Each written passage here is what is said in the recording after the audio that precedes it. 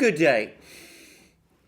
Former US President had a straightforward policy with respect to Afghanistan, though it was one which he was never ultimately able to implement. Briefly, it is quite clear that by the time he became president, he had already concluded that the United States was committed in Afghanistan to what had become an unwinnable war, which was draining the US of resources and distracting it from more urgent matters. He made repeated attempts during the period of his presidency to withdraw US forces from Afghanistan, and against fierce opposition, he pursued talks with the Afghan insurgent movement, the Taliban, to try to come to some kind of negotiated agreement whereby the United States would be able to withdraw its forces from Afghanistan in return for some commitments from the Taliban that they would not attack US soldiers whilst the withdrawal was underway, would negotiate with the Afghan government some kind of peace-sharing arrangement, and would not allow Afghanistan to become a haven for jihadi terrorists as it had become during the previous period of Taliban rule over the country in the 1990s.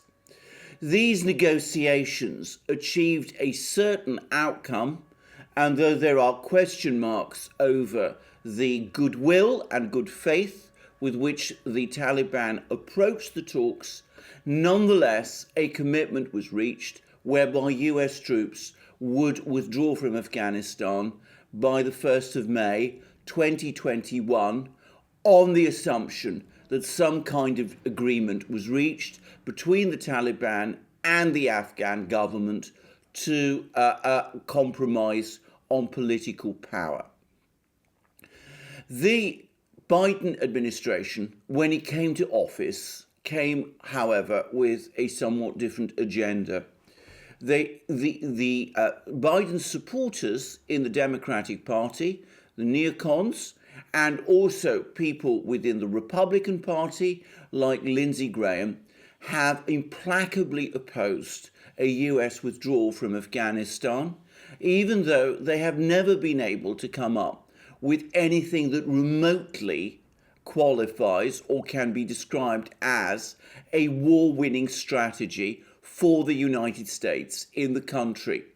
The reality is that the Taliban, after its heavy defeat in 2001, when the United States intervened in the country following the 9/11 terrorist attacks, has steadily rebuilt itself, has won over significant grassroots support, particularly in the Pashto areas in the south of Afghanistan, and has been on a victory roll.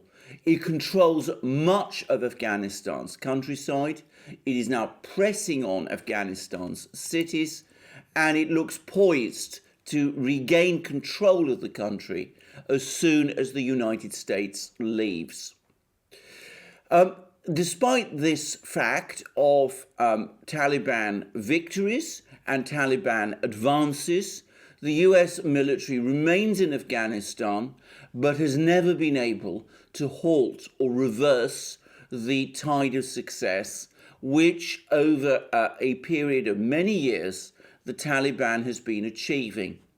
The most sustained attempt to try to reverse the Taliban's advances was made by Barack Obama during the period of his administration. Barack Obama became president, like Donald Trump, committed to a US withdrawal from Afghanistan.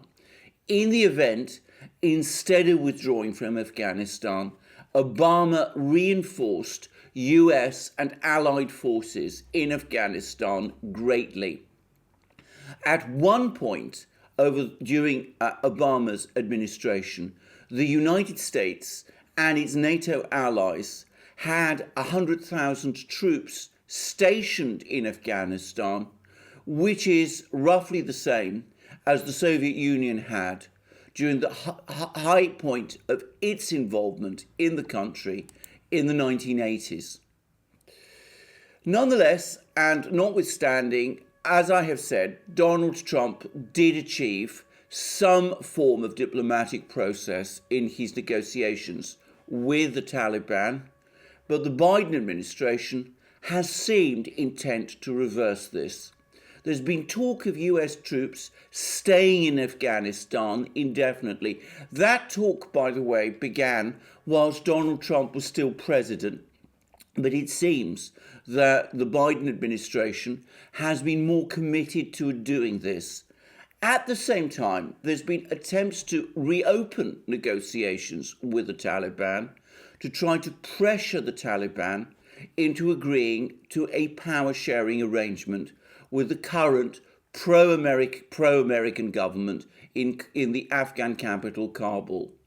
The Taliban have been resisting this because they have never recognized that government, that pro-American government in Kabul, as legitimate. And besides, it's never been clear why, given that the United States seems to be indicating its intention to withdraw from the country, and given that the Taliban seems on the brink of winning the war, it would negotiate with that government anyway.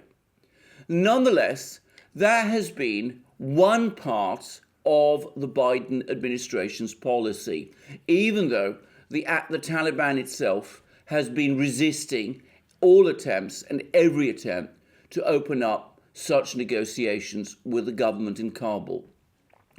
What has now become clear is that the Biden administration has also been trying to pressure the Afghan government itself. This is the pro-American Afghan government in Kabul, to enter into negotiations, direct negotiations with the Taliban to achieve some form of power-sharing arrangement. It is also clear that the Biden administration has been trying to get the countries that border Afghanistan or which have interests there to also take a hand in these negotiations in order to work towards achieving a political settlement in the country that would be suitable or effective for the United States. We know all of this because recently a letter from Secretary of State Antony Blinken has been released.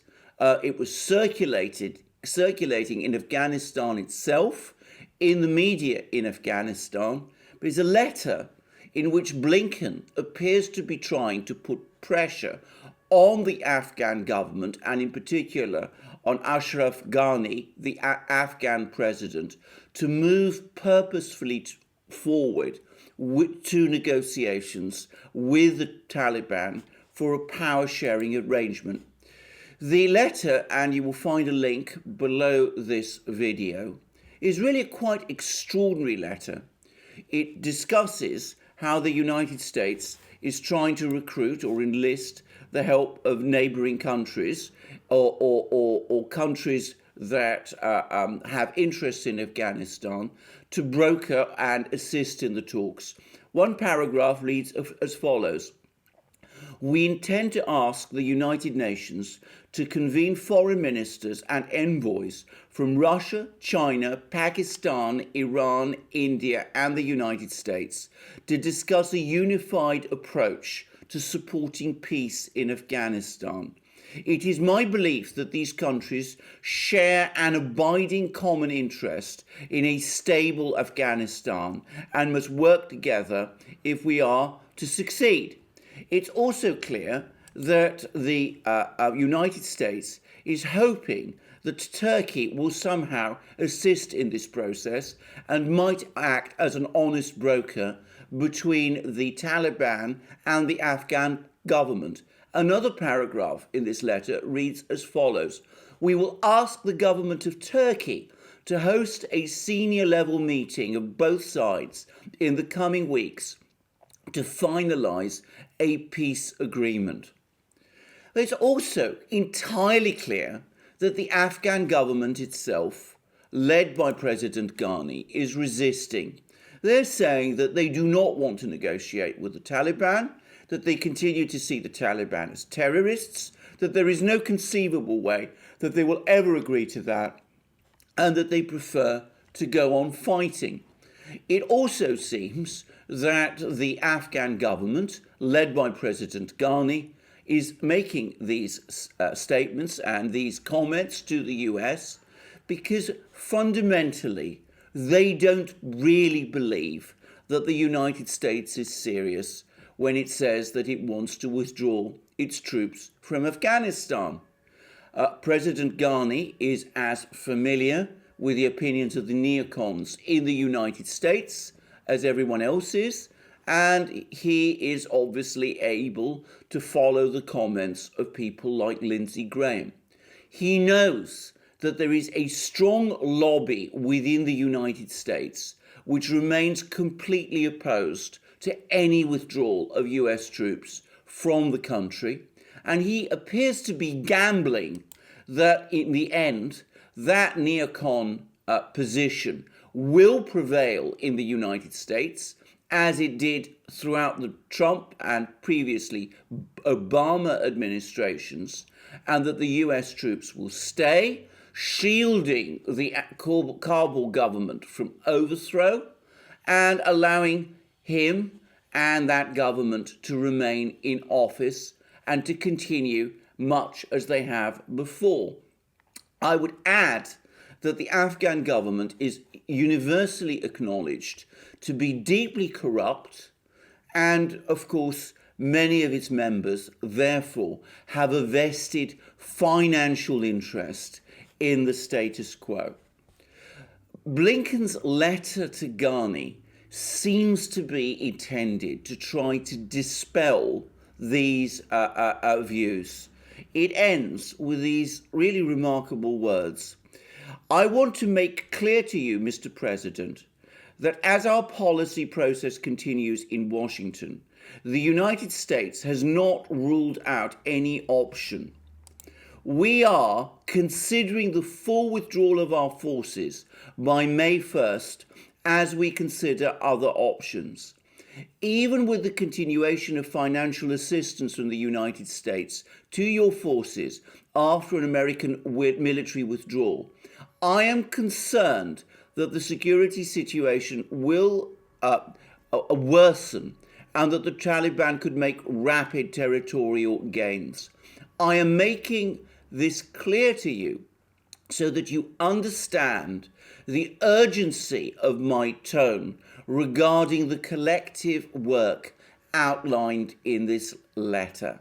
So, in effect, what Blinken is trying to do is he's trying to pressure Ghani and the Afghan government to move forward with negotiations with the Taliban by threatening them that unless those negotiations take place and unless an agreement is reached, the US government may decide to simply call it quits and withdraw its forces from Afghanistan on 1st May 2021, as Donald Trump said it would do.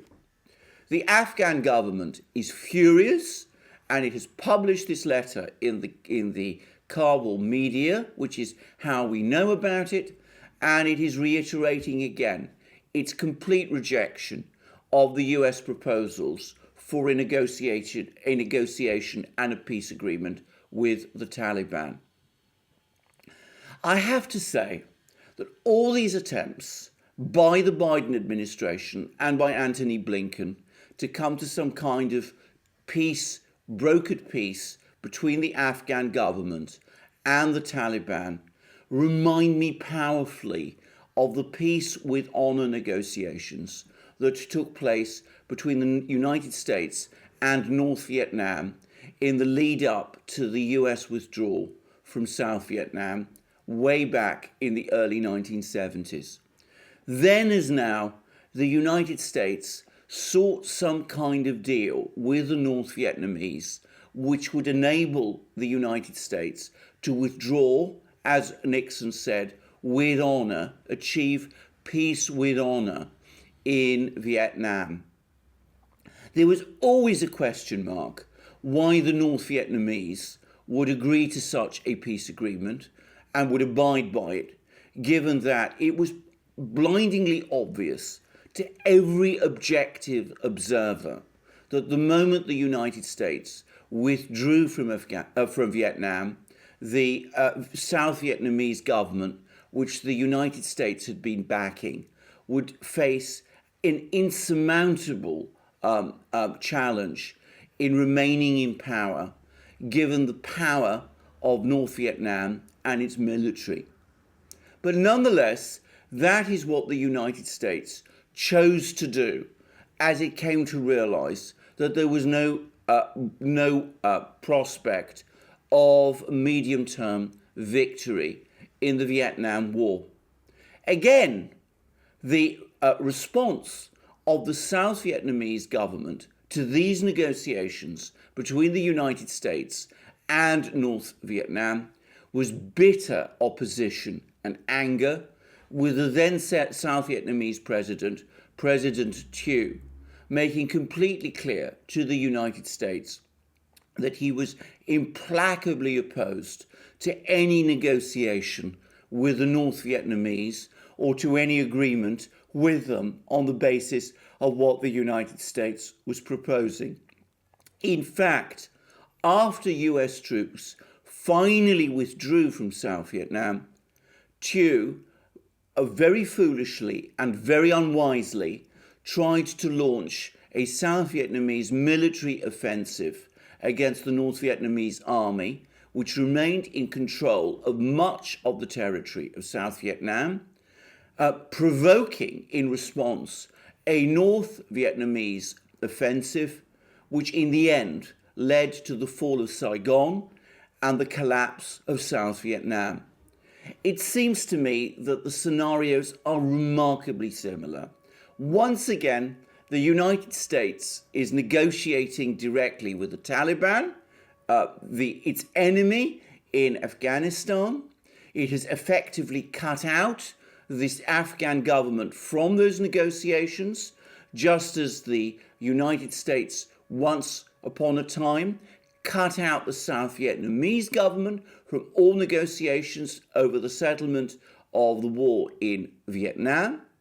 It is, just as in Vietnam, facing bitter opposition to the agreement it is trying to reach from the government, the Afghan government, just as the South Vietnamese government opposed the deal that the United States had struck with North Vietnam. And it looks to me very much as if the United States does follow through with what it did in Vietnam in the 1970s and withdraw its forces from Afghanistan, then the war will resume with a vengeance and the Taliban will win and win complete control of the country, just as the North Vietnamese won complete control of the country in Vietnam after the US left. So the parallels are striking, and they do beg many questions about why the United States is proceeding along this route. It seems to me that the United States, once again, in seeking what it calls peace with honor, is not analysing properly, just as it failed to analyse properly, the backstory of Afghanistan.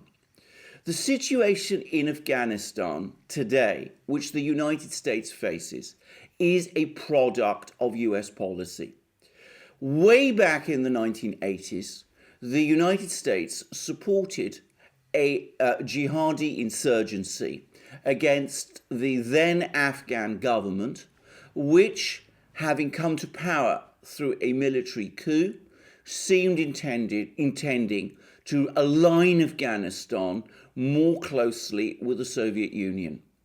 This was a tragic long-term error, given that that Afghan government did actually have, as it turned out, substantial support in the country and did seem to be committed to carrying out large-scale reforms in the country, which might have propelled Afghanistan forward towards a more prosperous and a more stable future. Nonetheless, the United States, as part of its geopolitical strategies against the Soviet Union, committed itself to supporting the jihadi insurgency that had at that time been of only very minor consequence, leading to a war in Afghanistan that escalated to a remarkable degree, drawing the Soviet forces in. It needs to be said that that war that was fought between the Soviet Union and the jihadi rebels backed by the United States actually went, from the Soviet point of view, rather better than the war which the United States has fought. First of all, it was far shorter. It only lasted around 9 years. Secondly, the financial commitment the Soviet Union made to the country was immeasurably smaller. The Soviet Union did not have trillions of dollars to spend in Afghanistan as the United States has done. But the outcome was that when the Soviets did finally leave in 1989, they did actually leave behind them an Afghan government that appeared to be fairly solid and had behind it the support of a disciplined army and the acquiescence, and indeed even to some extent the active support of a part of the Afghan population. Had the United States at that point stopped accepting that the Soviet Union had withdrawn from Afghanistan and had worked together with the Afghan government that had survived that war to stabilize the country, it is quite likely that Afghanistan would now be a peaceful country of no threat to anyone. Instead, the United States further escalated the war against the Afghan government, hoping that the withdrawal of the Soviet troops from Afghanistan would lead to its rapid collapse. In the event, the Afghan government left by the Soviet Union proved more resilient than the United States and its allies expected. It survived for 2 years, and in fact, it outlasted the Soviet Union itself. When it did finally collapse, the result was an extraordinary period of internecine fighting and civil war in Afghanistan, which led directly to the rise of the Taliban movement and to Al-Qaeda establishing its headquarters in that country, from where, of course, Al-Qaeda organized and orchestrated its global jihad, which was, of course, primarily directed against the United States. The United States had a further opportunity, in my opinion, to stabilize the situation in 2001.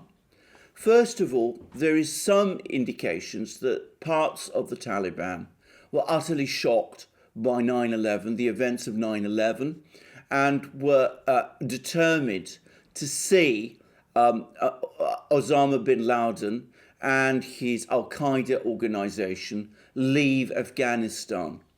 A grouping of Muslim clerics in Afghanistan, the ulama, actually said that Osama and Al-Qaeda should leave the country. And it seems that some sections of the Taliban indicated to the United States that provided a face-saving compromise were reached, whereby the Taliban would hand over Osama bin Laden and he would be tried in an Islamic court, the demands of the United States for the closure of the Al-Qaeda operation in Afghanistan could be negotiated and could be achieved.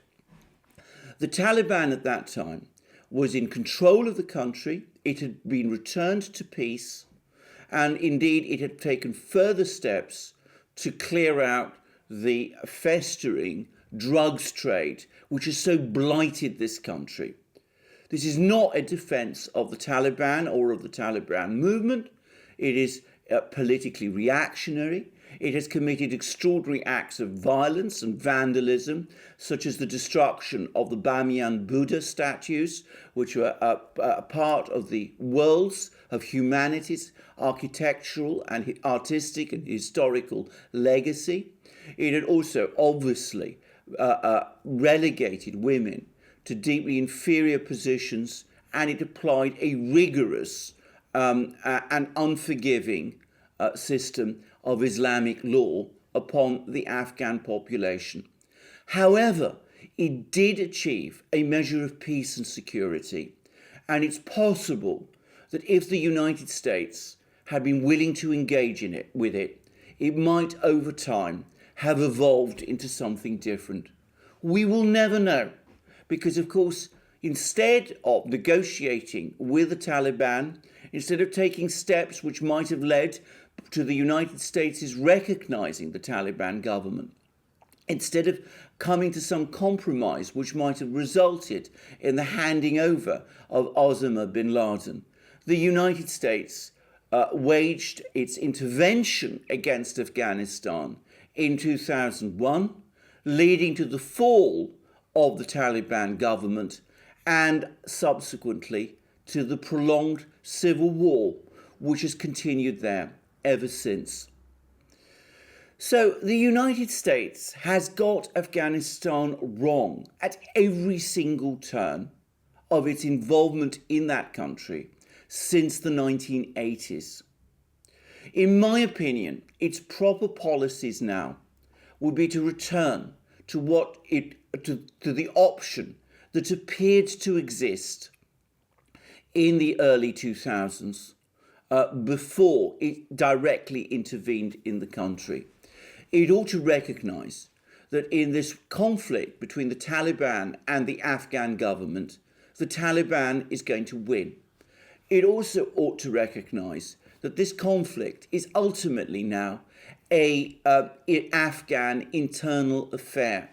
The only interest the United States has or should have in the country is to achieve peace there and to ensure that Afghanistan does not become once more a haven for Islamist terrorists like Osama bin Laden and Al-Qaeda, as it did in the 1990s. The Taliban appears to be willing to give those kind of undertakings. And of course, as we saw, when 9/11 took place, sections of the Taliban were apparently shocked by it and had been prepared, subject to negotiations and conditions, to hand Osama bin Laden over. So I think on that basis, some kind of deal between the United States and the Taliban could be reached. It is not ultimately the United States' job to try to maintain a group of corrupt politicians in power in Kabul. If they won't negotiate, then the United States should not send them threatening letters. It should simply make clear to them that it will leave, and it should make it known to them that if it does leave, they are welcome to leave with it. The Taliban can then take control, subject to whatever agreements the United States is able to reach with them. Now, that, by the way, does not mean that the United States should only speak to the Taliban directly. There is another factor which Blinken, to some extent, does seem to acknowledge, and that is that one of the reasons for the success of the original US intervention in Afghanistan in 2001 was that it had the support of all the surrounding powers. Russia, Iran, China, India, and even Pakistan and Saudi Arabia, shocked by the events of 9/11, quietly supported the US intervention in Afghanistan, which took place in 2001. Iran provided intelligence and also support in western Afghanistan. The Russians, who had strong links left over from the time of the Soviet occupation of the country, organized some of the northern groups in Afghanistan into the so-called Northern Alliance. They armed this force, providing it with T-55 tanks and sending tank drivers from Russia to operate them. And they rejected offers from the Taliban to form an anti-American alliance against the United States. Pakistan, which had invested heavily in the Taliban, was nonetheless prevailed upon to withdraw assistance. And of course, China, far less powerful then than it is today, also provided the United States with at least a measure of moral backing also, as did India. One of the reasons why the US intervention in Afghanistan has failed is because subsequently the United States managed to alienate and antagonize all those powers. Firstly, it gave the Russians commitments that bases that the United States had set up in formerly Soviet Central Asia in order to carry out its war against the Taliban would be closed down as soon as the Taliban had been defeated. In fact, the United States went immediately back on those promises and made clear that it would keep those bases in Central Asia permanently and was seeking to establish its economic and political influence in that region and to draw it away from Russia. That ultimately turned the Russians away from the US. It made them hostile to the presence of those bases. The Russians were able to use their diplomatic and economic leverage over the Central Asian states, respectively Uzbekistan and Kyrgyzia, to get those American bases to be closed down. And the United States, to all intents and purposes, no longer has any significant influence or presence in Central Asia anymore. Along the way, however, the Russians turned against the entire US presence in Afghanistan, and it is an open secret that the Russians have had for some time now diplomatic contacts with the Taliban, who they clearly expect to win. Iran also has been alienated as it saw the US bases that were being established in Central Asia as a threat to itself, and it found itself being called part of the axis of evil by the then George W. Bush administration. Pakistan, too, became increasingly disenchanted as it became clear that the United States was determined to stay in Afghanistan indefinitely, and as Pakistan became alienated, so did Pakistan's key ally, China. All of these countries turned against the US intervention, and it is this, perhaps more than any other single factor, which has led to the US failure in its war in Afghanistan. Blinken, therefore, is right to try once again to involve these countries in this process and to see whether or not they can assist in any compromise that is reached between the Taliban and the United States. However, it must be said that such a compromise has to be a realistic one. Anything that involves some sort of unstable power-sharing arrangement with a corrupt government in Kabul is not going to be acceptable to the Taliban, and there is no logical reason why the countries that surround Afghanistan and which have interests there will support something which is so obviously unstable and which cannot succeed. Besides, given that the United States now classifies three of these countries, Russia, China, and Iran, as adversaries and even enemies, it's not at all clear why these countries should work to help the United States out of its problems in Afghanistan, as they were willing to do in 2001. The United States has made one mistake after another in Afghanistan.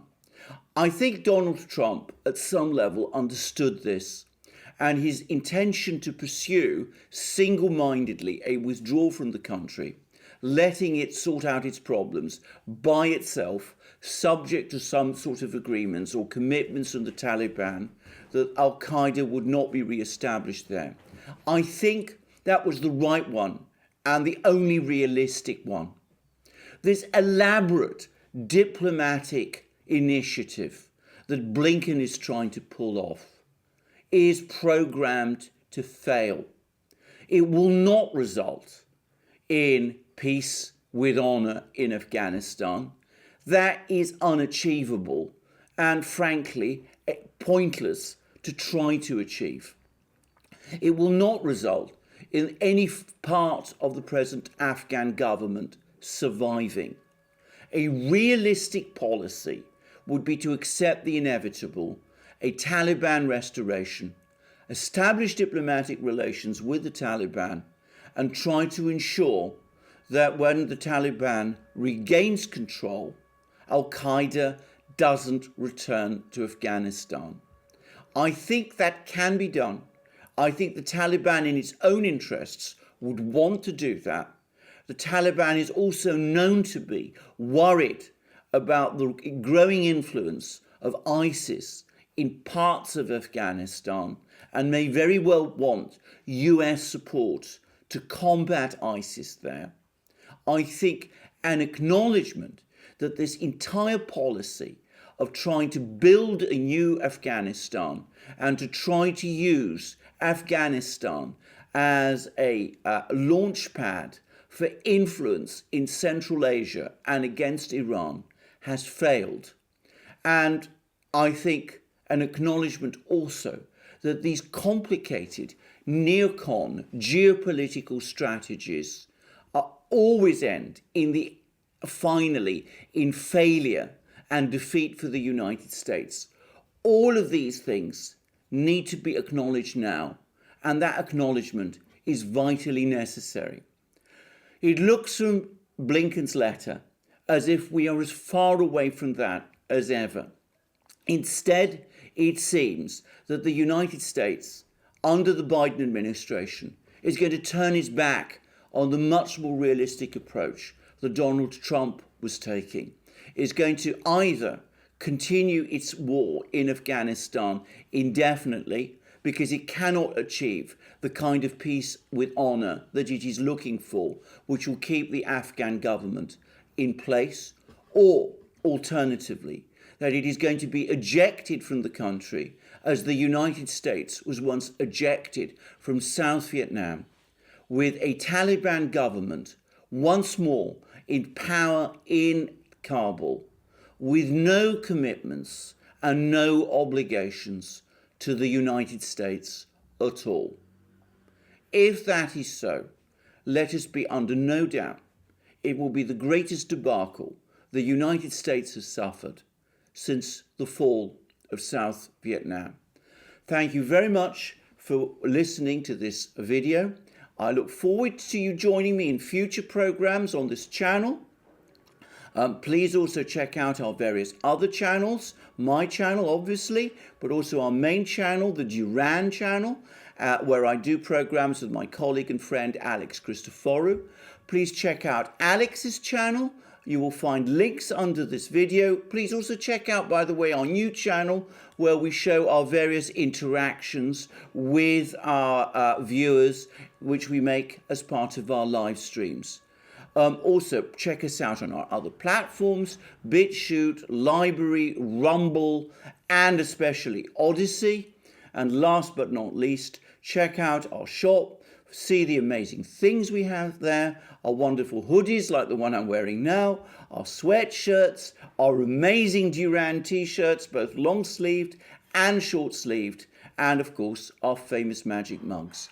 And I look forward to you joining me in my next program, and have a wonderful day until then. Thank you.